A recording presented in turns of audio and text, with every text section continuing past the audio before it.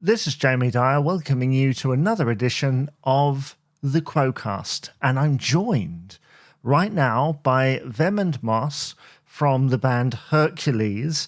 Hi, I am so in awe because I've been a fan of you for 15 years or so. Normally, I have a first question. I'm going to ask it in a minute, but from a fan, how many people still talk to you about the License to Rock album? Um, Good evening, by the way, and thanks for the invitation. Quite a few people like that album, and I think it's well. At the time, it was what should I say? When I listen to the album now, it's so full of energy. It's so much energy in there. But I guess the album went straight home to the hardcore Quo fans, if you like, and I think that's it. The album kind of broke some new land for us, if you like. But listening back to it, there's always things you'd like to wish you'd done different. When thinking about the mixes and stuff. But all in all, it's quite a rocking album. Yeah, full of energy. The many people that I speak to about your band, people do often bring that up to me. Obviously, this is the Quo-Cast. How did you get into Status Quo? How did you discover their music? It was, I think. Well, I know. I was 10 years old back in 1980, and I had. There's always been music around when I was a kid. There was always my mom played the accordion. All my aunts and uncles there also played instruments. So there's always been around music. There's always been music around. I had two older cousins who were brothers, and we used to listen to. They always bought new records back then, and one day I went over to their house, and they told me, "We got something you have to listen to, and we know you're gonna love it." And they first played that was the 12 Gold Bars collection, and they put "Rockin' All Over the World" on first, and I immediately liked it. And they said, "But wait for this, listen to this," and they played "Down Down." Well, it was a revelation. It almost was a religious experience, and I can still remember it to today, like it was yesterday. I couldn't believe that somebody could play so tough and powerful and sing so beautiful, if you like. And that was the start of it.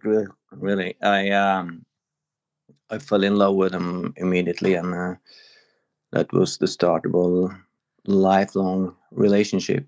And it is very clear from the music of Hercules that you're very inspired by Status Quo. I mean, was that intentional to kind of target that area? Uh, Kind of. It's both a blessing and a curse, I guess, being compared to Status Quo always. But there's no, the connection is there, of course. When I write songs, I like people hearing our music get the same feeling that I got when I put on a new record from Status Quo when they were at their peak. My inspiration is not only Status Quo, but a lot of other bands from the 70s. I think when I talk to people, some people they all hear different influences in our music. If you know, Yeah. one guy said when he listened to one of our albums that it's 40 years of rock crammed into one album. I think that was a really nice comment. Yeah, definitely. So you guys have been around for what, over 20 years, about 25 years or so. I think you recorded your first Yeah, EP in around 2000, I want to say. yeah, we did. Your last album was about 5 years ago. Where? That was Yeah, that was what it was called. And yeah, on the radar, actually. yeah, that's right. Sorry, yeah, on the Yeah, radar. Yeah, Where was the first track yeah, on the album? yeah. Um, Correct. was yeah, it's one of my Mm. favorites. That one, very motivating, I think. And you released a couple of tracks last year. Is there an album incoming? It is sometime. I'm still writing songs for the new album. I think we're about halfway there. The two songs we released last year was I think we recorded four songs in the same session, and we're probably going to release another single from that session this fall. And hopefully we'll get back in the studio after Christmas sometime, or February, March, and do the next batch of songs. So hopefully sometime next year there will be a new album. I hope so, because certainly the vibe I got was very uplifting. And I find that with your music anyway. But in the recent recordings that you've put out there, Bite Size Blues and Doing My Best, incredibly uplifting in their tone. I mean, Oh, thank you. do these things happen by accident, or was that intentional to kind of have that, almost energizing factor? Uh, kind of both. A good friend of mine, Jan Lentjes from Holland, he writes the lyrics, and he sent me lyrics quite often on my request as well. And sometimes I send him riffs and melodies that I get, and I ask him if he can write a lyric to the melody. But I don't. I'm not sure if. I think Doing My Best. He sent me a full written lyric, and I just sat down and wrote a song to it quite easily, quite quickly. And with Bite Size Blues, I think he sent me the lyrics first on that one as well. The lyric has a certain kind of melancholy uh, around it or about it, Melancholy feeling. if you Yeah. know. Yeah, and I think I got the melody and song for it, you know, to get the song a certain the right vibe, Yeah. to fit the lyrics as best as possible. So yeah, it both by accident, and writing songs is always it's always about the melody. I think it's that's the most important thing. You can riff as much as you like, but it doesn't matter if you don't have a good melody for it. That's my main focus, I think, in songwriting. Well, that's something that Quo have practiced over the years. Quo are being celebrated at the McVention. It's said to be the last one. You guys are playing there. How did you get involved with it? Oh, we just got an invitation from Jay Fitzpatrick, I think is his name, who is the organizer. A year ago, I think it was after the Bite Size Blues and Doing My Best was released. So it really got some attention, those two songs, and we got invited. So we really look forward to it. And Glasgow, kind of the history there. Yes. So yeah, so really nice, and an honor to be invited. That's for sure. What can people expect from your set? I mean, you obviously have lots of originals. Do you do any Quo tracks in your set as well? No, we don't. At some shows we have done one or two songs, but we don't.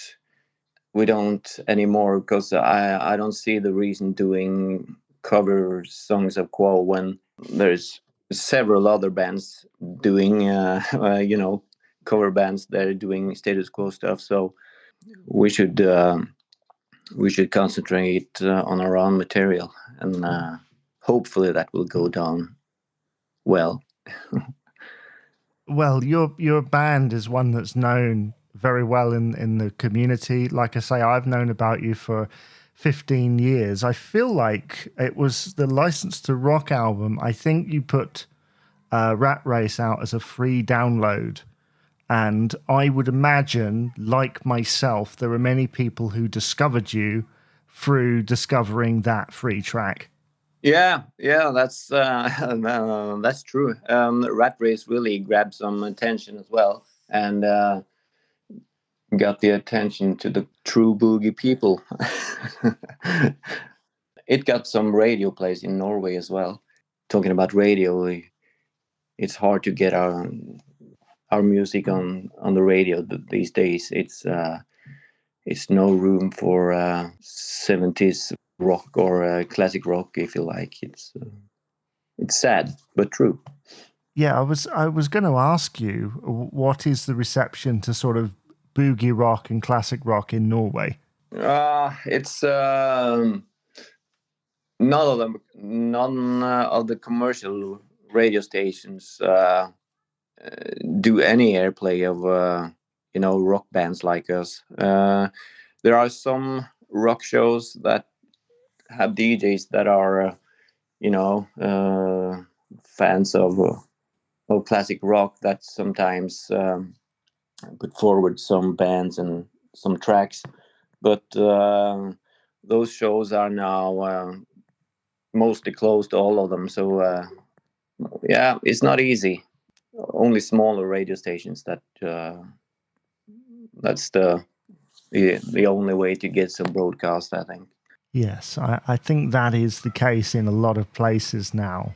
It is those smaller independent places that offer that support. So I'll begin to wind this up a bit, but sometimes I ask people this question. So if there was one Quo album that you'd kind of choose to play over all others, do you have one? Do you have sort of a favorite Quo album? Probably Blue for You.